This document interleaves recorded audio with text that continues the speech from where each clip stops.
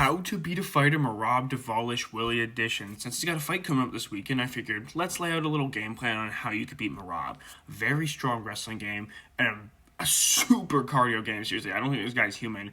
A developing BJJ game, a decent enough striking game, good enough to get him by. So, what is the game plan to beat someone like Merab? Now, I'm not going to lie to you. This is going to be very tough, just like the Khabib video, but there is a general consensus on what you want to do against someone like Merab. First of all, you want to maintain the center of the cage, which Merab does such a good job of not allowing his opponents to do, but it's the only way that you can have a chance of success from not gassing yourself out. You want to know why opponents gas out against Merab? It's because of the constant backwards motion that they're trying to do. They're trying to get away from his takedowns, trying to circle away constantly, defend the takedowns, and then get back up and keep on backing up. It is so exhausting to be on the back foot. So what do you want to do? You want to maintain the center of the cage as much as possible and throw lots of body shots. Merab's durability, to me at least, seems to be a bit suspect. He does get wobbled, he does get dropped. He even got rocked by a teep to the body from Sean O'Malley. I know that those hurt, but you don't usually see fighters like wince the way that he does.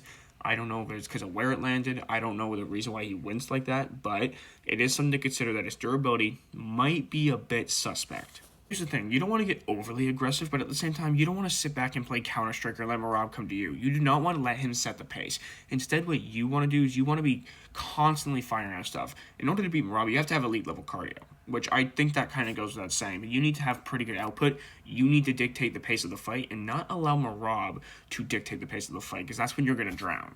And because it's going to be a very high-paced fight, go to Merab's body. I know Sean O'Malley did it with some success in the first fight, but I think that more fighters should go to Merab's body. I think people get the idea that they need to knock out Merab with everything that they throw, so they just headhunt. Go to the body of Merab, because not only do I think his durability is a bit suspect, it's also a good way to kind of get him to at least somewhat slow down his pacing. And, like, if you've ever been punched in the stomach or kicked in the stomach, it hurts a lot more than getting hit in the face. And you do not want those bombs coming at your stomach. It hurts a lot. Now, you got to expect Merab to shoot lots of takedowns. Even if he's on the back foot, just to keep you off him, he will shoot lots of takedowns. So that's why you got to be throwing lots of uppercuts, lots of knees, throw lots of feints, get him to react. If you feint a punch, it might get him to shoot just reactionary, and you can throw an uppercut or a knee up the middle and time him.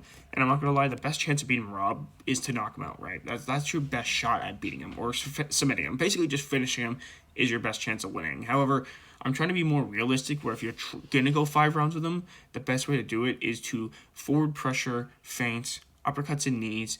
Don't allow him to set the pace of the fight. Those are your general game plan ideas on how you beat Merab.